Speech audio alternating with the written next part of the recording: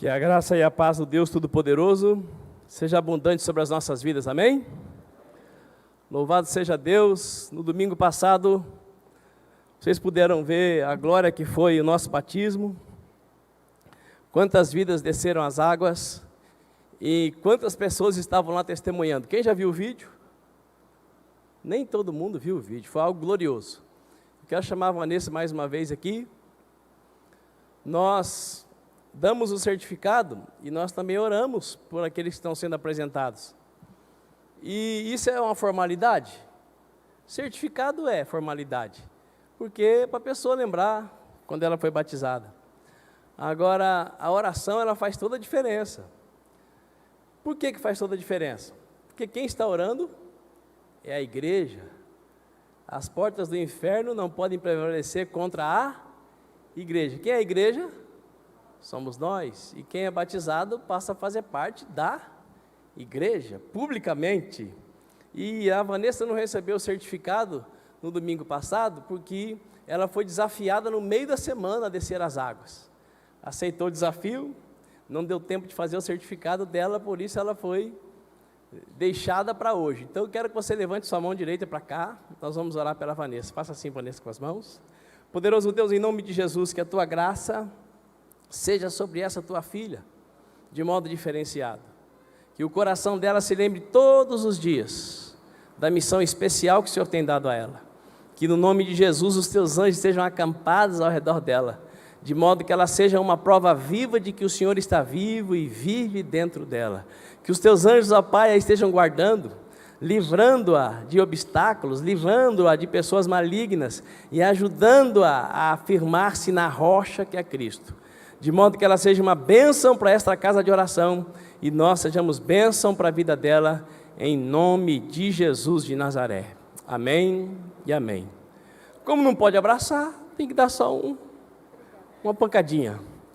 Louvado seja Deus. Como nós não ensaiamos nada, às vezes acontece de alguma coisa passar, né? E não tem problema nenhum, porque nós não somos perfeitos, e na comunidade evangélica Aliança Cristã, os pastores não disputam quem é o melhor, quem faz mais certo, quem não erra nunca. Aqui nós estamos todos para servir e servir uns aos outros, amém? Então, quando um esquece alguma coisa, o outro pode ajudar, né, pastor Gilberto? Sem problema nenhum. Abra sua Bíblia junto comigo, na segunda epístola que o apóstolo Paulo escreveu ao jovem pastor Timóteo. E hoje nós queremos começar uma série de 4 mensagens. Uma série chamada O Obreiro Aprovado diante do Pai.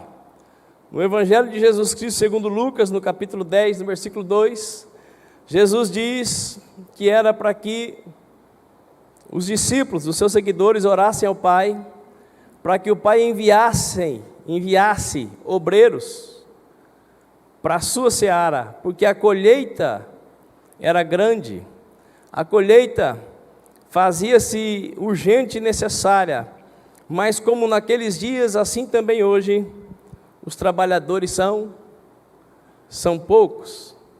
Em todos os setores da vida humana, você pode encontrar muitas pessoas alistadas para o trabalho, mas nem todas que estão alistadas, até mesmo aquelas que recebem o seu salário para desempenhar aquele serviço, desempenham o que tem que desempenhar.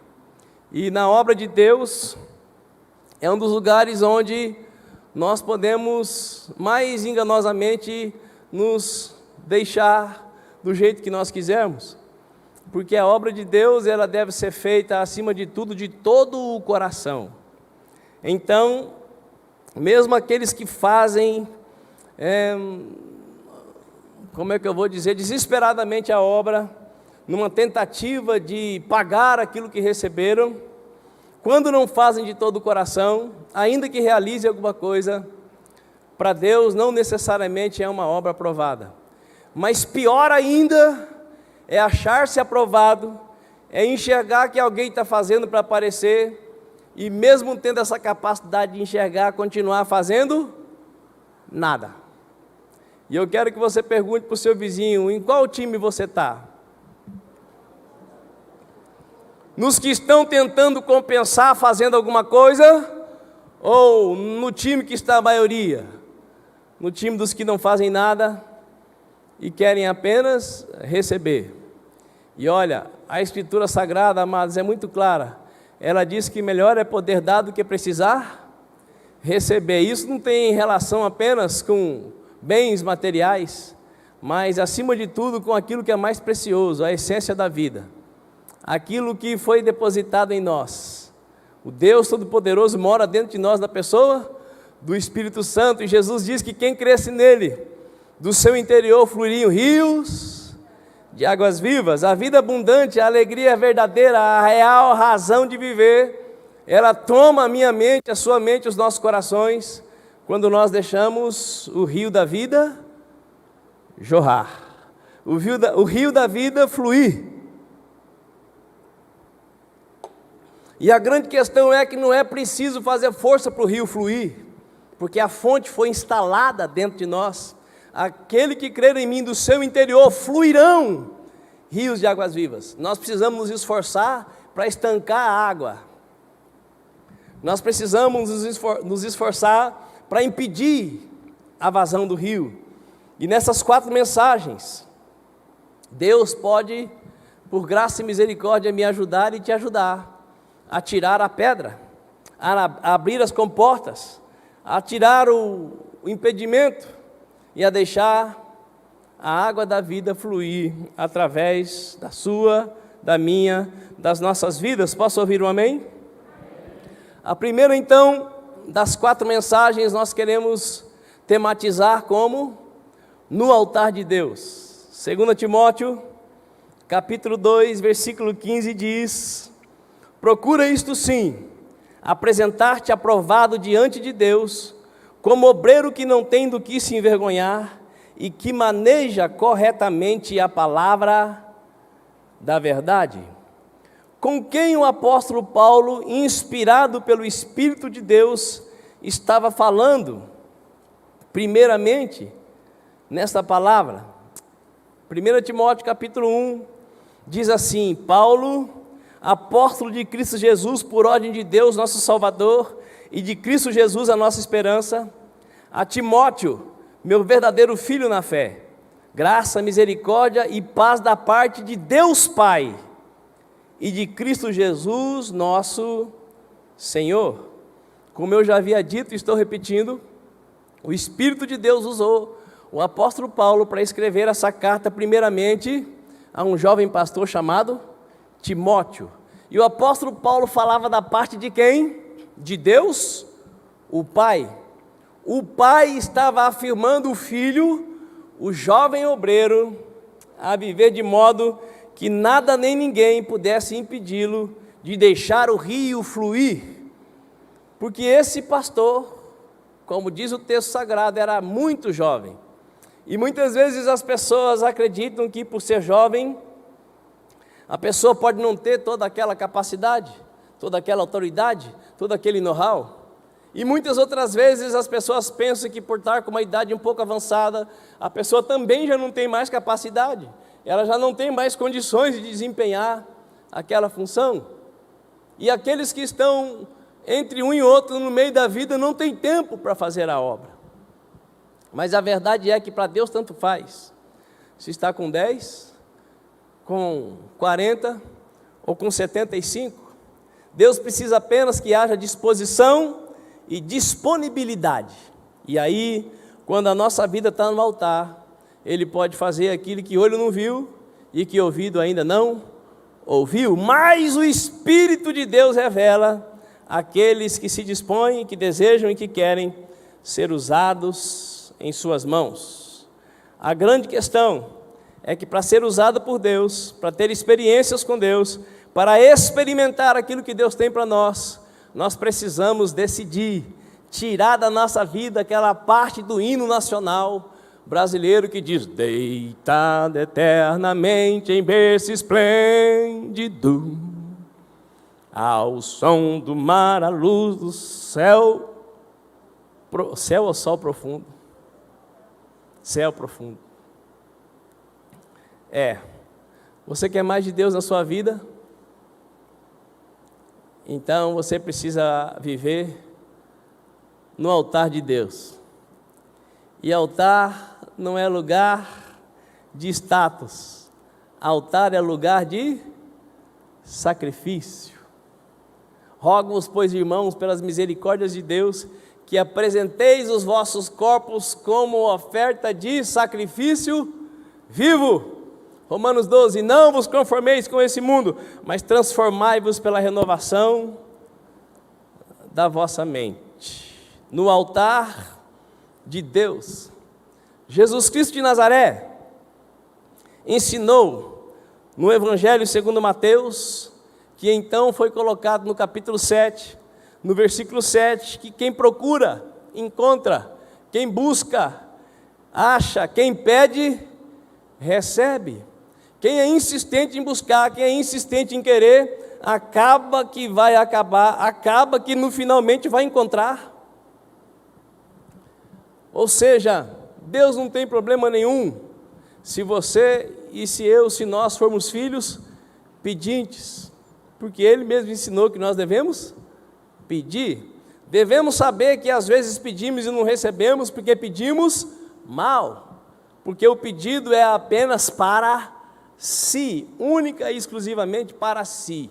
Eu quero só para mim, eu quero ficar mais forte apenas para ficar mais bonito, eu quero ficar mais bonito apenas para ser visto, eu não quero força para carregar botijão de gás, para carregar saco de 60 quilos para ninguém, eu quero apenas para mim. Quando eu peço apenas para mim, a Escritura Sagrada diz que eu não recebo. Mas se o que eu peço para mim, de alguma maneira vai redundar em algum benefício para o outro, é bem certo que o Deus Altíssimo vai liberar sobre a minha vida, então, o meu pedido. Agora, o certo é que quem é filho tem direito de fazer pedidos ao Pai. Pergunta para o seu vizinho aí para me ajudar, porque de manhã às vezes nós estamos meio lentos. Você tem pedido ao Pai? O que você tem pedido? Você tem recebido? Então, depois de aceitos por Deus em Jesus Cristo, o próximo passo que todo cristão deveria dar é procurar a presença de Deus. Depois de eu ser aceito por Deus através de Jesus Cristo, o próximo passo que eu deveria dar é procurar a presença de Deus, porque é só na presença de Deus que nós seremos pessoas aprovadas. E eu quero dizer para você que é possível até mesmo ser um pregador, e um pregador que as pessoas amam ouvir. Eu quero dizer para você que é possível até ser usado para expulsar os demônios, curar os enfermos, orar em outras línguas, e não está vivendo no altar, não está vivendo uma vida de sacrifício. Naquele dia muitos dirão, mas Senhor, no teu nome eu fiz isso, isso, isso, e o Senhor vai dizer, aparte-se de mim, vós que praticais a iniquidade. O que significa isso? A minha vida manifesta o poder de Deus, mas as minhas atitudes não exalam a presença de Deus. Quem está me entendendo? Deus, por causa da necessidade do outro, até me usa, mas eu no meu dia a dia não vivo de modo que a presença de Deus se manifesta sem que eu precise abrir a boca, sem que eu faça qualquer coisa. Lá na minha casa, a minha esposa e os meus filhos acreditam que eu sou outra pessoa, porque no culto todo mundo me vê como uma bênção, mas na minha casa eu sou visto como um demônio, um carrasco. Esse é o tipo de pessoa que não está com a vida no altar de Deus, porque quando a minha vida está no altar de Deus, significa que eu estou crucificado com Cristo, e quando eu estou crucificado com Cristo, a minha vontade, o meu querer, as minhas prioridades deixam de estar em primeiro lugar, e o que vai então prevalecer sobre a minha vida, é aquilo que Deus quer que eu faça, é aquilo que Deus quer que eu viva, e eu vou ser capacitado para amar o próximo como eu amo a mim mesmo? Isso que eu estou falando é absurdo e é um pouco mais profundo. Sai da vidinha cristã rasa.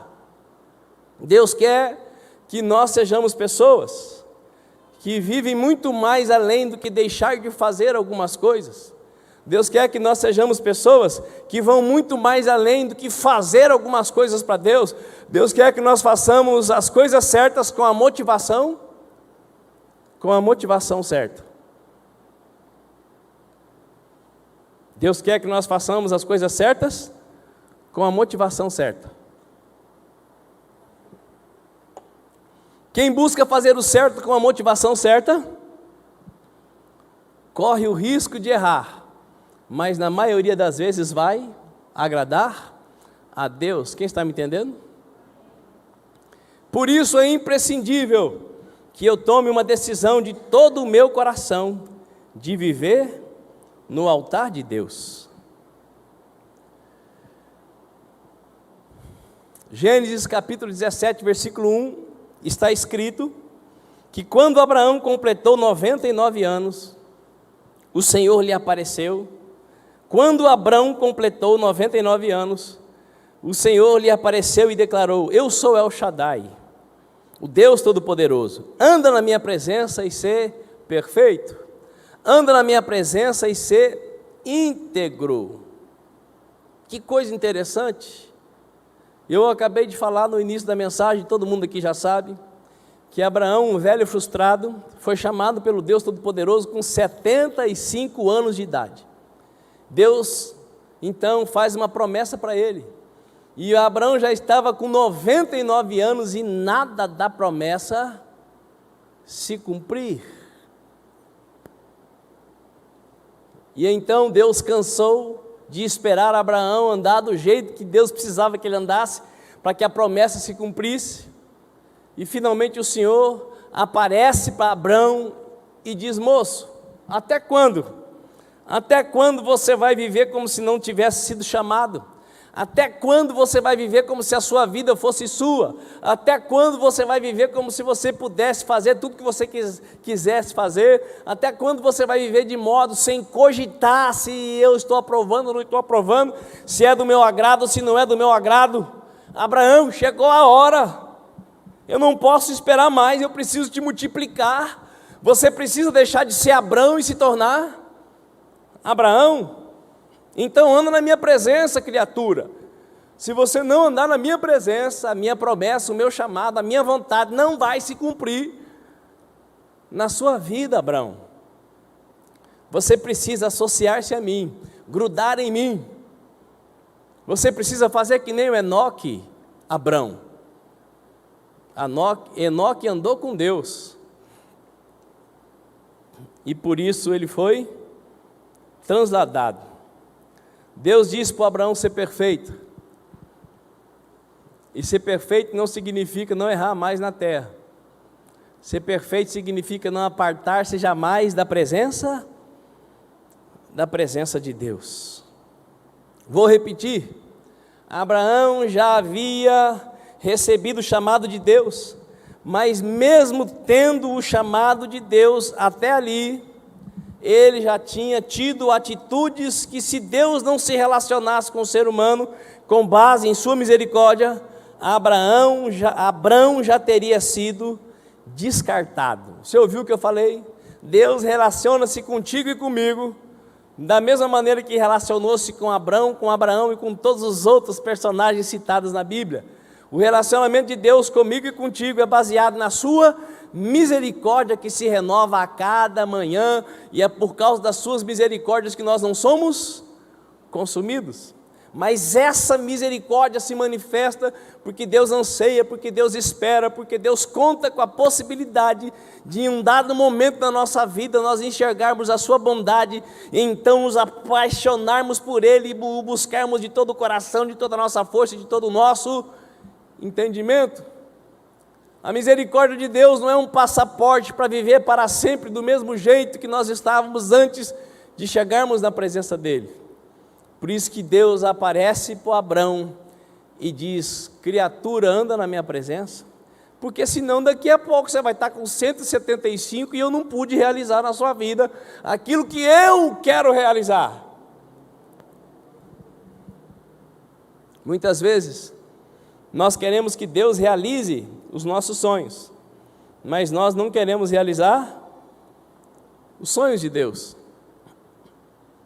Abraão deu um jeito de realizar o sonho dele, porque o que Deus sonhou para Abraão é que ele teria um filho com a Sara. E uma das faltas de Abraão, das 3 que eu quero citar aqui, foi que ele deu um jeito de realizar o sonho dele. Mesmo Abraão tendo um chamado do Todo-Poderoso diferenciado, ele praticou coisas que, se Deus não se relacionasse com ele pela misericórdia, ele teria sido destruído. Diga para o seu irmão aí: querido, é só pela misericórdia.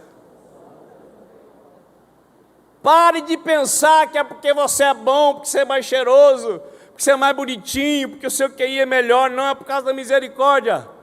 Agora também pare de pensar que essa misericórdia não tem fim. Mas, apóstolo, não está escrito que as misericórdias do Senhor não têm fim? É verdade. Mas chega uma hora que ele diz: chega! Lembra do Saul? Deus o escolheu, mas o cabra só fez caca. Chegou uma hora que Deus falou para o profeta Samuel: até quando você vai ficar intercedendo por essa criatura? Eu já o rejeitei. Ele não me quer, ele não quer saber.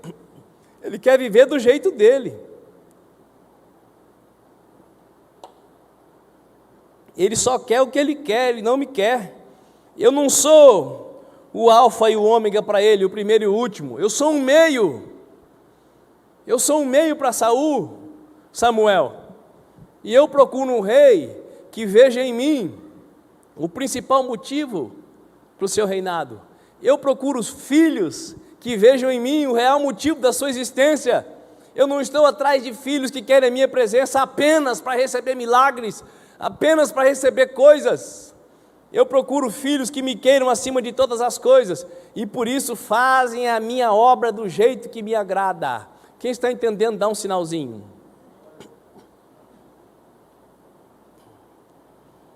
Três grandes falhas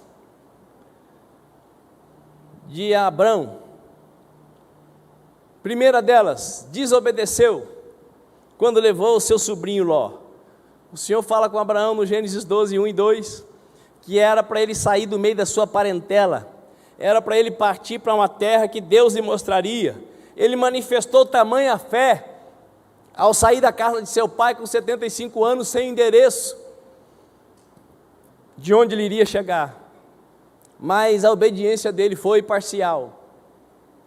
Ele levou junto o seu sobrinho. O versículo 4 diz: então partiu Abrão como lhe orientara o Senhor, e Ló o acompanhou. Abraão tinha 75 anos quando saiu das terras de Harã. Olha que homem capaz! Saiu da casa do seu pai com 75 anos de idade, sem saber para onde iria.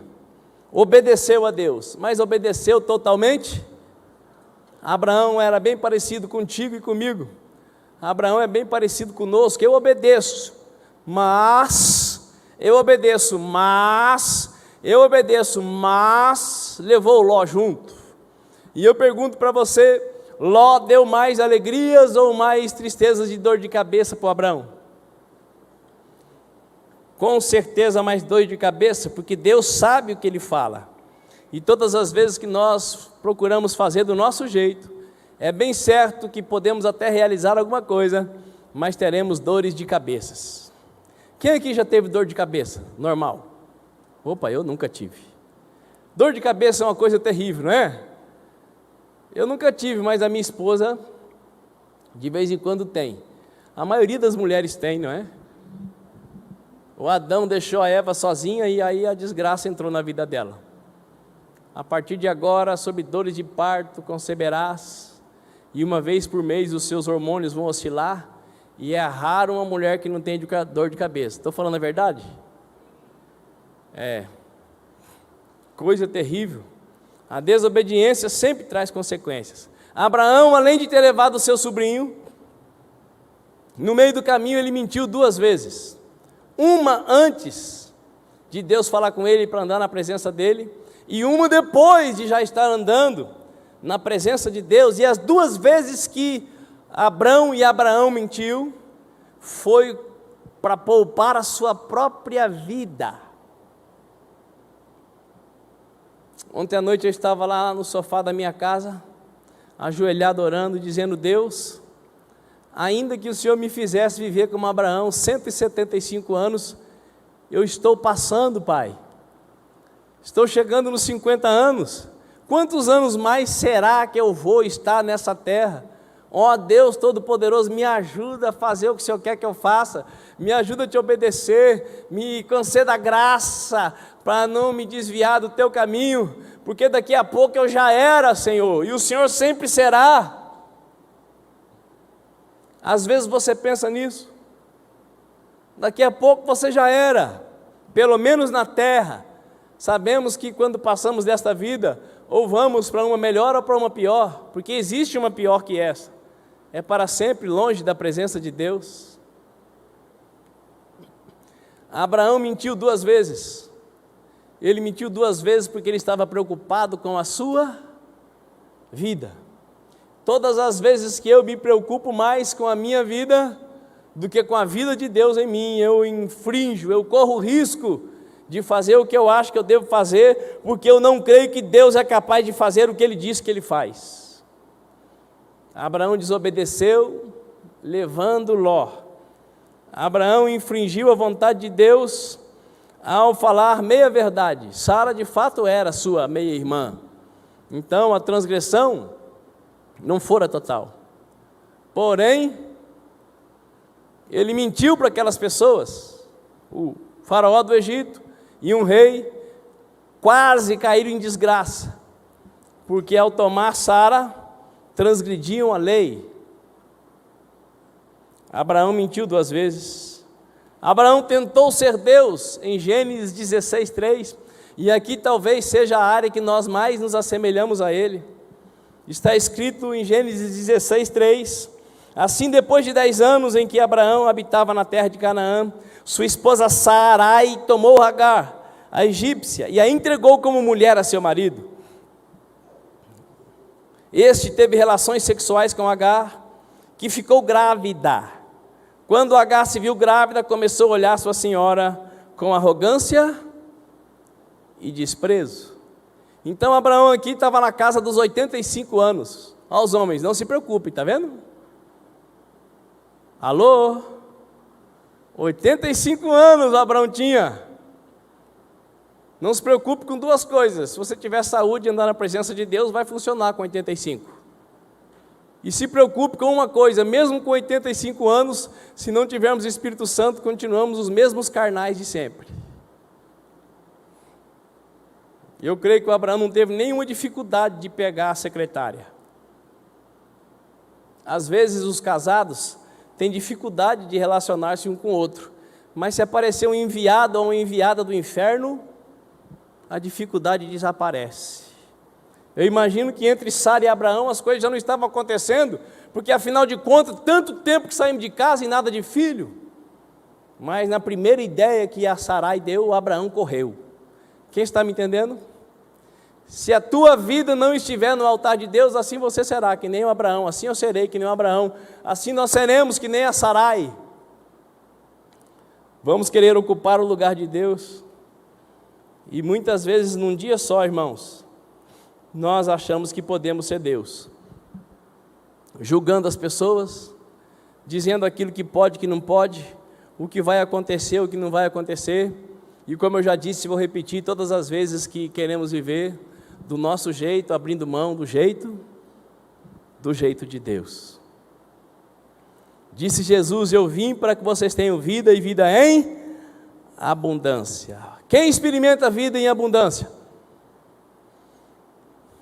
Quem vive no altar, quem decide a viver do jeito de Deus. Abraão, seja perfeito e ande na minha presença. O que Deus estava dizendo para Abraão? Rapaz, até quando você vai ser um adolescente? Agora você já está com quase 100 anos, mas você ainda não tem maturidade. Ao contrário do que muita gente pensa, cabelo branco não é sinal de maturidade. Pode ser de velhice, mas pode não ser de sabedoria e nem de maturidade. Tem gente que tem cabelo branco e ainda não tem comportamento de ancião, não tem sabedoria de ancião, porque andou a vida inteira do seu próprio jeito. E maturidade, ela se manifesta quando eu me coloco na presença de Deus. E presença de Deus, meu irmão e minha irmã, é lugar de sacrifício, porque Deus só aceita aquilo que está no seu altar. Deus só aceita aquilo que está no seu altar. Deus só aceita aquilo que está no seu altar.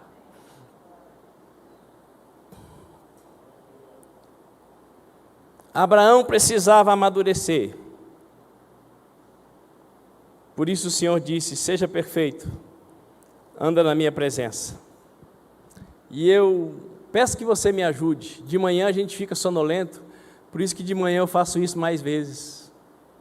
Diga aí para o seu vizinho: maturidade só vem com vida no altar de Deus.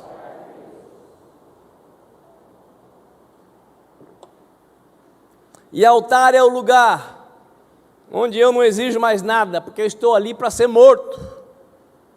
Altar é o lugar onde eu sou a oferta de sacrifício vivo. Abraão entendia de altar. Quando Deus falou com ele, em Gênesis 17, ele já tinha construído 2 altares para Deus. E Abraão construiu 2 altares para Deus, em Gênesis 12:7 e também 3:18, ao Deus mostrar para ele toda a terra que ele possuiria. Você quer ver o ser humano adorar a Deus? É quando Deus então oferece para ele, ou diz que vai dar para ele, ou alguém diz que Deus diz que vai dar para ele, aquilo que o Satanás ofereceu para Jesus. Tudo isto te darei, os reinos do mundo, se prostrado me adorares. Você quer ver o ser humano ficar eufórico e fazer promessas e mais promessas para Deus? É quando ele vislumbra ter na terra um grande lucro, realizar uma grande conquista. Aí então o altar é levantado. Abraão levantou 2 altares para Deus, ao receber a promessa de que ele herdaria toda aquela terra, a sua descendência herdaria toda aquela terra. Mas Abraão, mesmo levantando altares, ainda não tinha vida no altar. Eu amo a Deus também, porque Ele faz coisas, proezas. Eu amo a Deus porque Ele também dá coisas. Buscai, pois, em primeiro lugar o reino de Deus e a sua justiça, e as demais coisas serão acrescentadas, virão, correrão atrás de você. Sim, mas as coisas, elas devem levar a minha vida para o altar. Ser construtor de altar não é a mesma coisa que entregar-se e estar no altar de Deus. A primeira experiência profunda que Abraão tivera aconteceu quando ele precisou interceder por seu sobrinho Ló. A primeira experiência que Abraão teve, na qual ele pôde experimentar aquilo que Jó dizia: antes eu te conhecia de ouvir falar, mas agora os meus olhos te veem. Quando Abraão ficou sabendo que o seu sobrinho seria exterminado junto com a cidade de Sodoma e Gomorra, ele então desesperadamente coloca-se diante de Deus em oração e diz: mas Senhor, se houver 50 justos naquela cidade, o Senhor vai destruir toda a cidade, não vai levar em consideração as 50 pessoas justas que lá vivem? E Abraão foi conversando com Deus, passou um tempão falando com Deus em oração, porque falar com Deus é orar, não é blá blá blá. E até que chegou em 10. Se tiver 10, eu poupo toda a cidade. Mas tinha 10? Não tinha nenhum. O Ló foi poupado não porque ele era justo, mas ele foi poupado porque alguém intercedeu por ele. Muito pode a súplica dos justos em seus efeitos. Deus não rejeita a oração. Oração é alimento. Nunca vi um justo sem resposta ou ficar no sofrimento. A gente precisa entender o que Deus está falando quando Ele fica em silêncio.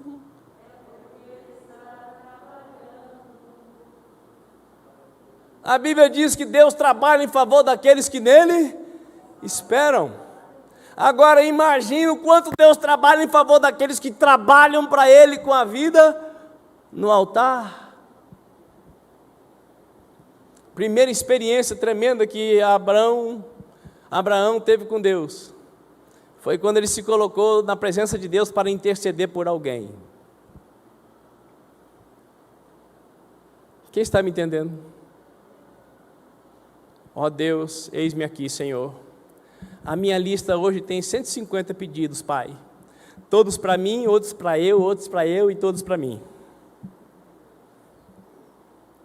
Deus, eu sou um cristão fervoroso, enxergo tudo que não está bom, mas não faço nada que presta.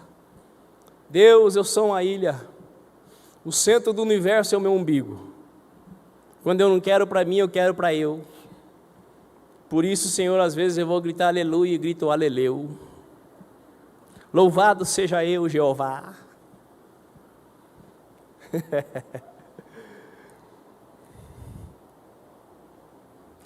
A primeira experiência profunda que Abraão tivera aconteceu quando ele precisou interceder por seu sobrinho. Você está entendendo? Deus se mostra a você quando você sai de você. Você vai conhecer profundamente a Deus quando você se importar com o próximo que estiver ao seu lado, ainda que o próximo seja o seu cônjuge. Porque geralmente o cônjuge é o próximo que nós queremos que esteja mais longe.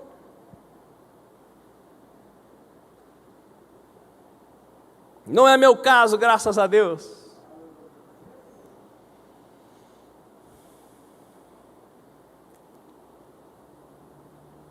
Abraão já tinha 99 anos de idade, 24 anos de chamado, mas a maturidade começou na sua vida, quando ele parou de agir pela força do braço e começou a orar. Por quê?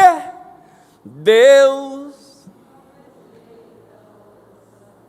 oração. Você acredita nisso? Mas a prática da sua vida não mostra que você acredita. Porque se você acreditasse, você ia orar mais do que ia passar tempo com o WhatsApp. Mais do que você passa tempo com o Face, você ia orar. Mais do que qualquer coisa boa que você faz na terra, você ia passar um tempo mais excelente na presença de Deus em oração. Saber das coisas não significa muita coisa. Aquele que sabe e não pratica, engana-se a si mesmo. A maturidade chegou na vida de Abraão quando ele começou a orar. Ele começou a enxergar quem Deus é, e por isso ele pode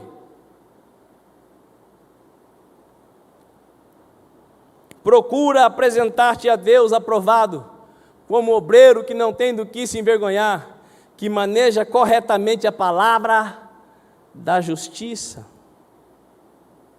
Deus nos chama, amados, mas quem precisa procurá-lo diariamente somos nós. Deus me chamou, Deus te chamou. A presença mantenedora de Deus está em todo lugar, mas a manifestação da presença relacional de Deus só vem quando eu o procuro, quando eu o chamo, quando eu me coloco no seu altar. Não, Deus está em todo lugar, Deus está comigo. É verdade, Deus está até com o diabo. Porque se Deus não estiver com ele, ele não existe. Não há vida fora da presença de Deus. Agora, a manifestação mantenedora do Espírito de Deus não significa manifestação da presença relacional de Deus. Deus me chama, mas eu preciso buscar a sua presença. Abraão, seja perfeito e ande na minha presença.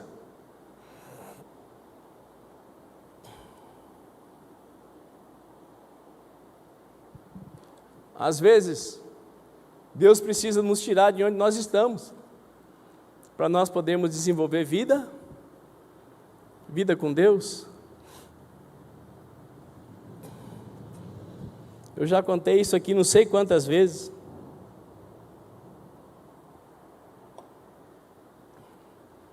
Mas é assim que Deus trabalha. Com cada um, Deus trabalha de maneiras diferentes, para nos levar para o mesmo lugar. Quando eu saí de Campo Grande para morar em Três Lagoas, Três Lagoas. O primeiro lugar que eu morei foi alguns dias na casa do missionário, que eu já contei aqui, contou uma história de um demônio que chegou lá andando que nem cachorro com a língua de meio metro. E o namorado da filha do pastor foi repreender o demônio grudou de dente no braço do cidadão. E aí eu voltava para aquela casa de tarde. Quando eu ia me aproximando da casa, a coragem ia entrando dentro de mim. Era a coragem? Era o medo. Eu trancava a casa toda. Casa sem telhado, só na laje, de tijolo, à vista. Trancava tudo e orava até o missionário chegar. Quanto mais o missionário demorava, mais eu orava. Onde é que eu estava?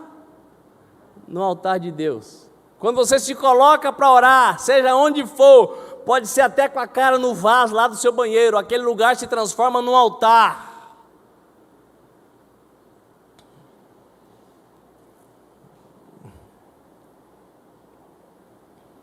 A vida começou a mudar. Depois fui morar sozinho, a coisa piorou. Não conseguia dormir, então vou ler Bíblia. 4, 5 horas lendo Bíblia. Mas a angústia está grande, então vou jejuar. Os primeiros jejuns não era jejum coisa nenhuma, é que nem o jejum da maioria. Tem gente que toma o café da manhã para jejuar o almoço e a janta, isso não é jejum.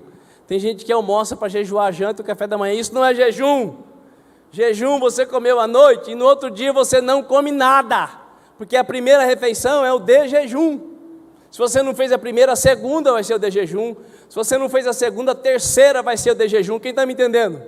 Jejuar é eu como hoje à noite, depois que o sol se põe, e amanhã de manhã eu não vou comer, no almoço eu não vou comer, só vou comer depois. Isso é jejum. Você começa a orar, começa a jejuar, começa a meditar na palavra, significa que ainda que você não saiba, você está colocando a sua vida no altar.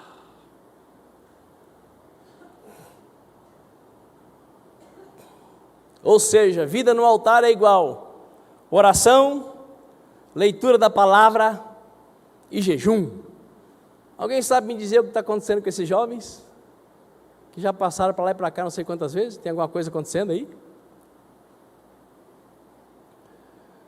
Vida no altar é igual oração, leitura da palavra e jejum. E para que eu oro? Para que eu leio Bíblia? Para que eu jejuo? Para ficar que nem Jesus de Nazaré. Abra sua Bíblia em Marcos capítulo 10, versículo 45. Para que eu oro? Para que eu jejuo? Para que eu leio Bíblia? Eu posso ter muitos propósitos, mas se eu não tiver o principal, todos os outros não valem nada.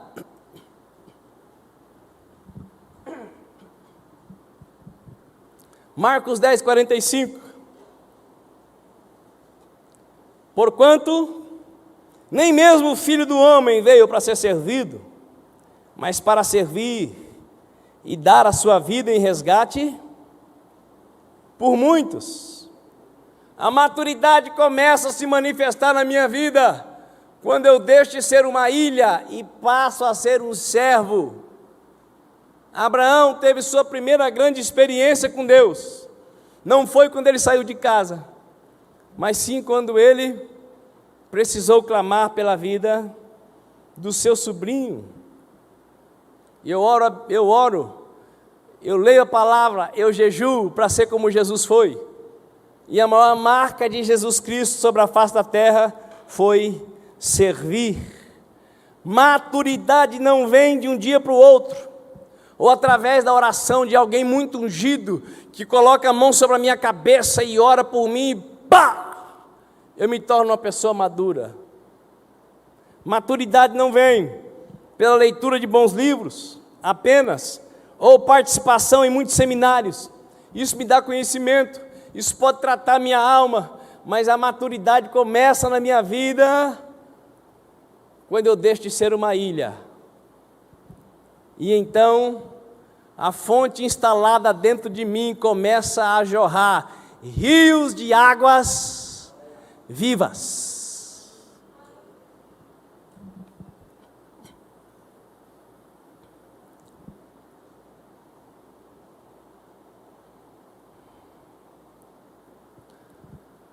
Lá na faculdade de teologia, onde eu fiquei 5 anos e meio, fiquei meio ano a mais, porque eu dei uma de besta lá no momento, e quis mudar de faculdade e paguei o preço. Fiquei 6 meses a mais para fazer uma matéria só. A imaturidade tem seu preço. Realizávamos, dentre tantas coisas, com alguns irmãos, um trabalho com viciados, seja droga ou seja álcool. E éramos em 4, Renato Pixels, Telmo Tadeu Tiskoski e Raul, que eu não lembro o sobrenome, e eu. Eu era o servo principal, o que liderava os outros 3. E aí saiu uma reportagem, e o nome dos trabalhadores saiu no jornal. Sabe qual é o único nome que não saiu? Justamente daquele que instruía como é que devia fazer o trabalho. E quando eu estava lá junto com os irmãos, todo mundo feliz, lendo a reportagem, estava lá o nome do Renato, que já morreu de tanto tomar Coca-Cola. Verdade. Estava lá o nome do Telmo e estava o nome do Raul, só não estava o meu. Pensa numa dor de cotovelo lascada que me deu. E eu fui falar com o meu patrão, o patrão disse assim: vá se acostumando, porque o seu chamado é para levantar pessoas, para fazer o melhor que elas puderem para a glória do meu nome. Quem está entendendo? Maturidade começa na nossa vida, quando nós servimos os outros, e quando os outros brilham e nós não aparecemos, e ainda que o cotovelo doa, nós não paramos de servir, vamos falar com Deus, e Deus fala: é assim mesmo, querido. Quantas pessoas sentadas aqui nesta manhã já trabalharam tanto para Deus e hoje não fazem mais nada? Porque eu me chateei com fulano, me chateei com ciclano, porque agora eu tenho outras prioridades. Eu tenho certeza absoluta que a sua vida não está melhor, porque vive melhor quem vive para servir, e vive muito melhor ainda quem vive para servir na obra de Deus. Naquele dia eu fiquei magoadinho, mas graças a Deus eu já tinha o hábito de orar, de falar pouco com as pessoas e de falar mais com Deus. Muita gente pensa que eu sou o cabra mais falante do universo, mas geralmente quando estou numa roda, se eu não estiver cantando ou testemunhando, a minha boca está fechada, porque a Bíblia diz que assim as pessoas vão pensar que quem está quieto é sábio.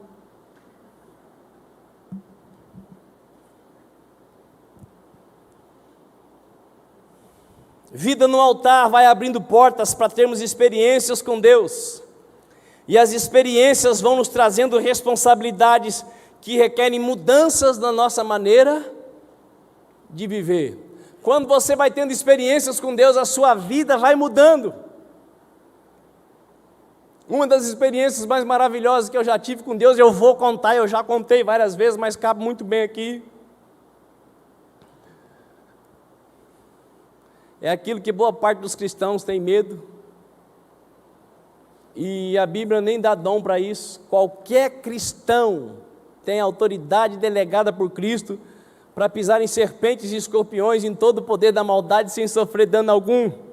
Mas para isso é preciso ser filho do Altíssimo e ter vida no altar.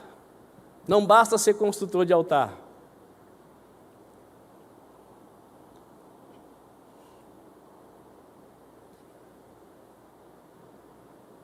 Estavam lá os irmãos reunidos, mandando o demônio sair da moça, e o demônio não saía. Aí chegou o luterano, seminu, expulsou o demônio. Aí os irmãos falaram que eu estava com o maioral dos demônios. Eu já contei isso aqui. Naquele dia, o que eu aprendi? Que o demônio não sai por causa da roupa que eu uso. O demônio não sai pelos anos que eu tenho de vida cristã. O demônio sai quando eu, vivendo como filho, estou com a minha vida no altar. Só que aquela experiência que eu tive me levou posteriormente a ser respeitado pelos irmãos que não andam de bermuda, que não usam camiseta regata, e Deus começou a usar a minha vida no meio desses irmãos. O que aconteceu comigo depois daquele dia? Parei de andar de bermuda e parei de usar camiseta regata. Por causa de Deus? Não, mas porque Deus começou a me usar no meio daqueles irmãos. E eles não tinham a maturidade suficiente para acreditar que Deus podia usar quem usa bermuda e camiseta regata. Quem está entendendo? Quando você amadurece em Deus, você abre mão de usar bermuda e camiseta regata, se isso vai levar o seu irmão a fraquejar. Agora, quando eu não tenho maturidade, que isso exploda, para não falar outra palavra, eu vivo do jeito que eu quero. Então, esse é o cristão eternamente Abrão, que não se torna Abraão. É aquele que não pode abrir mão de nada para que Deus seja glorificado e as pessoas sejam servidas através da vida dele. A seara é grande e os ceifeiros são poucos. Mas como são poucos os ceifeiros se os filhos são muitos? Mas a maioria dos filhos não querem viver como o pai. E a Bíblia diz que o pai nem dorme. A Bíblia diz que enquanto você e eu dormimos, o pai continua trabalhando. E nós, filhos, que sabemos que temos um Pai Todo-Poderoso, que é por causa da misericórdia dele que nós não somos consumidos, arrumamos todas as desculpas da terra para dizer: chama outro, eu já fiz muito, chama outro, eu estou cansado, chama outro, e se envolver com a tua obra é muito trabalhoso, chama outro, quando eu me aposentar, conta comigo, Jeová.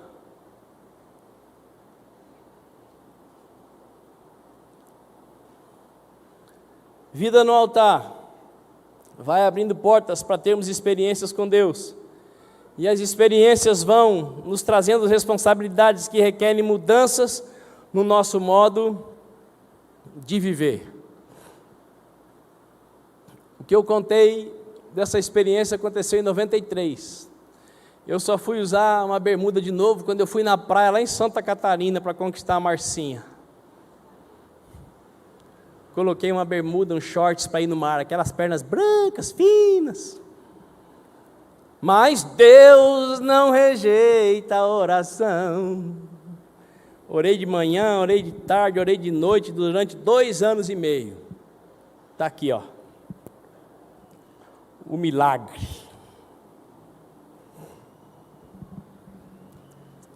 Diga para o seu vizinho: Deus te chamou. Ele precisa que você amadureça.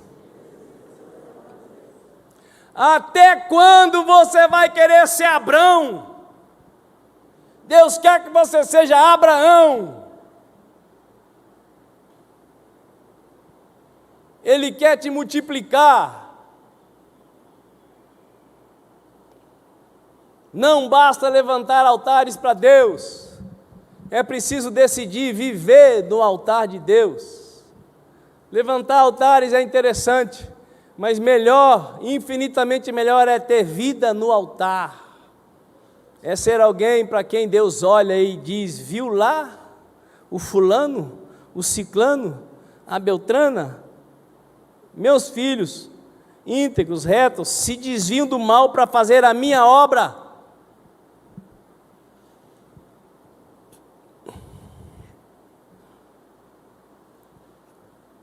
Você sabe qual é a primeira pessoa que você deve levar ao altar de Deus? Sabe quem é? É você mesmo. Antes de Abraão ter Isaque para oferecer no altar, ele precisou colocar-se no altar. Só depois que ele se colocou no altar, Deus cumpriu a sua promessa e deu para ele o Isaque. E o Isaque substituiu Deus na vida do Abrão, e por isso Deus pediu o Isaque de volta.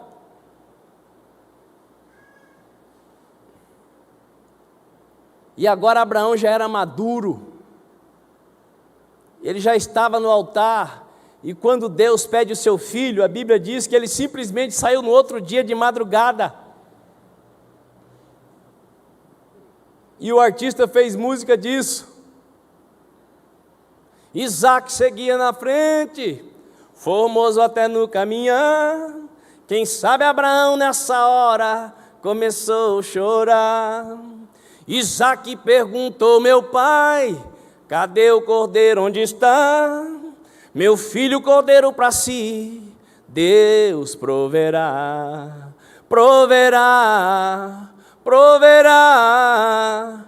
Meu filho, o cordeiro para si, Deus proverá. Abraão amadureceu. O velho Abraão preparou com todo cuidado o altar, colocando a lenha em ordem para o fogo queimar. Pegou o menino e amarrou, deitou sobre o altar então. Estava bastante afiada uma arma na mão, mas com ele o anjo bradou: Abraão, nada faças ao filho teu, porquanto agora eu sei que você amadureceu. Agora eu sei que você teme a Deus, Abraão. Você é capaz de me dar o seu maior tesouro. Sabe qual é o maior tesouro que você tem? A primeira pessoa que você tem que entregar no altar. Porque hoje, pasme você, tem gente que é capaz de sacrificar o filho e a filha, mas não sacrifica a si mesmo. Tem gente que é capaz de mandar o casamento para a puta que pariu. O casamento ele manda, ela manda. Sabe por quê? Porque não quer apresentar a vida no altar como sacrifício. Apresentar o filho e a filha está assim de crente apresentando. Quando joga fora a vida com Deus, o casamento, sacrifica os filhos, mas não sacrifica a si mesmo. Ah, apóstolo, eu estou fora disso. Não deixe de ser uma ilha não, que você vai ver. Daqui a pouco você vai estar fazendo coisas que você jamais imaginou que você faria. Ah, se fôssemos para a sessão revelação aqui, quanta gente aqui já está quase na boda de ouro, que de vez em quando acha que a melhor saída é largar. Sabe o que está faltando? Vida no altar de Deus, porque quando a minha vida está no altar, eu sou o sacrifício.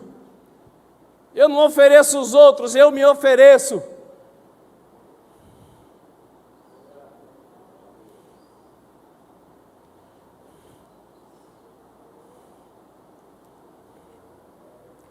A primeira pessoa que você precisa levar no altar de Deus é você mesmo. A primeira pessoa que você vai liderar, e talvez a única, seja você mesmo. Pode ser que você não vá ser líder de nada, mas a sua maneira de viver inspira outros a serem.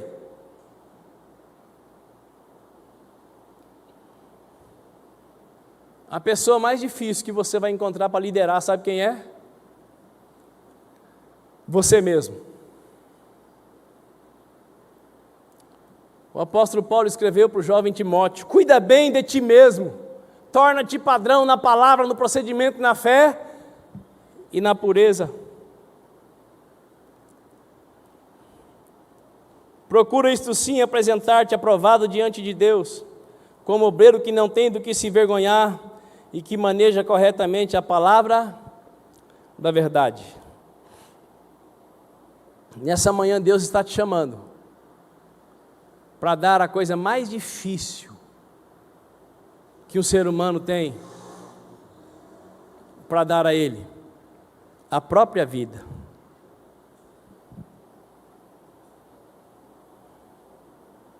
E eu quero orar por aqueles que nesta manhã tenham coragem de dizer: Deus, eu me rendo, eu me rasgo,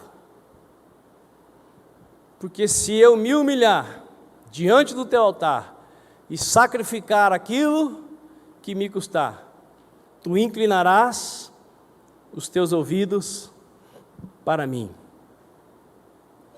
Se eu me humilhar diante do teu altar e sacrificar aquilo que me custar, tu inclinarás.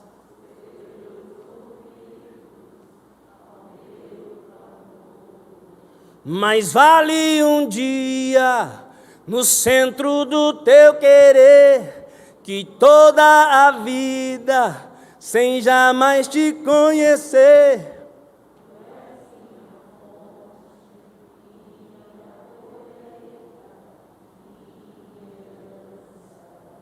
Nessa manhã Deus está pedindo de você o sacrifício mais difícil de entregar: a sua própria vida. Seja Deus verdadeiro e todo homem mentiroso, diz a Escritura. Mas nessa manhã eu desafio você a ser verdadeiro na presença de Deus. Você não é obrigado a se oferecer, a vida é sua, Ele te deu. Eu quero que fique de pé só quem quer apresentar a própria vida no altar de Deus como oferta de sacrifício vivo. E Ele vai receber, viu?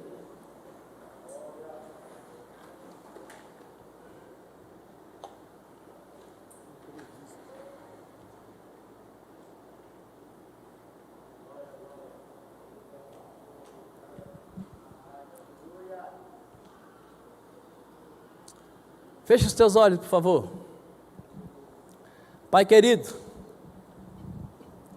bendito seja, Senhor, o teu nome, porque o Senhor é aquele que nos valoriza, ainda que tenhamos já 75 anos. Bendito seja, Deus, o teu nome, porque o Senhor nos valoriza ao ponto de receber os nossos filhos quando nós os apresentamos ao Senhor, que é o que nós vamos fazer daqui a pouco com Noah. Bendito seja o teu nome, porque o Senhor nos recebe no teu altar, quando nós estamos dispostos a deixar o rio fluir.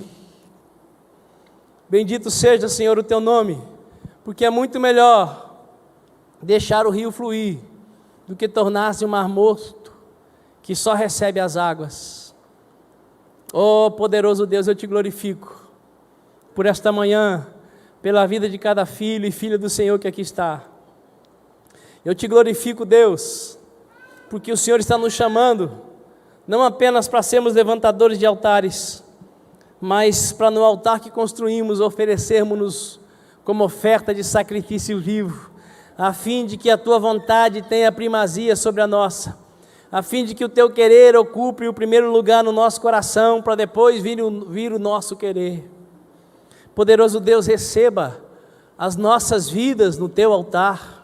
E Deus, segura-nos com toda a força, e não nos deixe, Pai, viver fora do teu altar nunca mais. Dá-nos a graça de desenvolvermos diariamente a oração, a leitura da palavra, Pai, e de vez em quando um jejum. Nos ajude, Deus Todo-Poderoso, a termos a consciência que a nossa vida nessa terra é uma breve passagem. Poderoso Deus, conduza-nos ao centro absoluto da tua vontade, porque nós cremos que a tua vontade para nós é melhor do que a nossa vontade que nós apresentamos ao Senhor. Ó Deus, sele cada vida que aqui está fazendo esse pacto com o Senhor, com o fogo purificador do teu Espírito Santo. Sele cada vida, Deus, com a Tua presença poderosa, de modo que esse pacto seja inegociável, irretratável, inviolável, no poder e na autoridade do nome de Jesus Cristo de Nazaré. Oh Deus, a seara é grande, e os trabalhadores eram poucos, Pai, mas o Senhor está vendo quantas vidas estão se consagrando no Teu altar nesta manhã, para viver aquilo que está no Teu coração, para cada um deles sobre a face da terra. Nós Te adoramos, Deus, Te bendizemos e Te exaltamos, em nome de Jesus de Nazaré. Amém e amém. Dê um aplauso ao Senhor.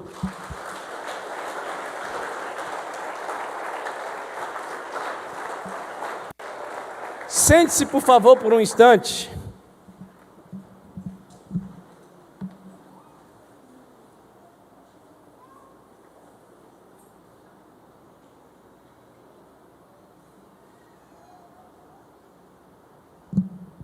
Graças a Deus que tem aqueles que nos ajudam, né?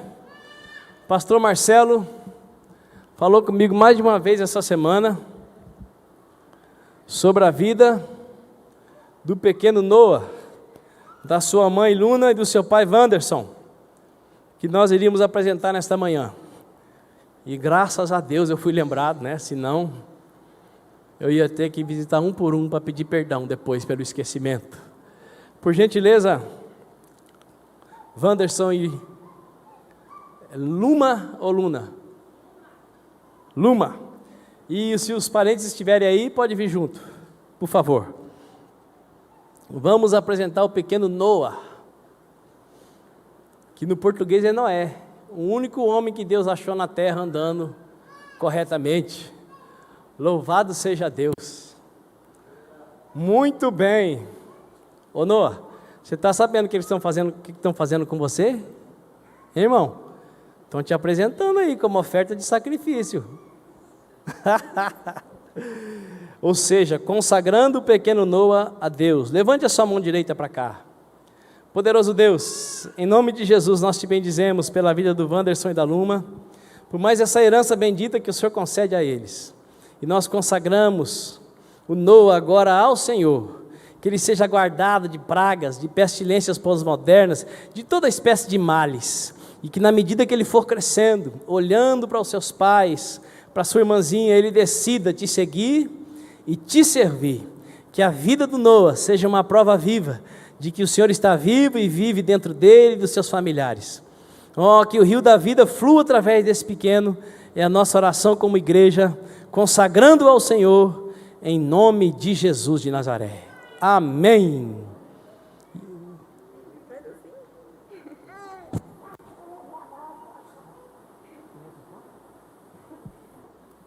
Louvado seja Deus.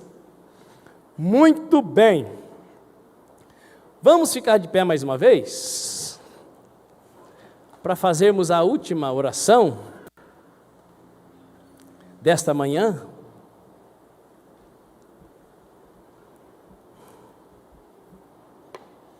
Faça assim com a sua mão.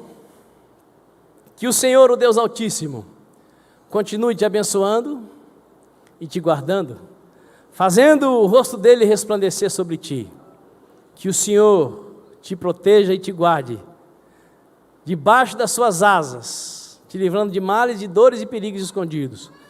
Que o Senhor te faça próspero em todos os teus caminhos, em nome de Jesus de Nazaré. Amém e amém. Dá um toquinho aí no seu irmão, diga para ele: vida no altar, hein?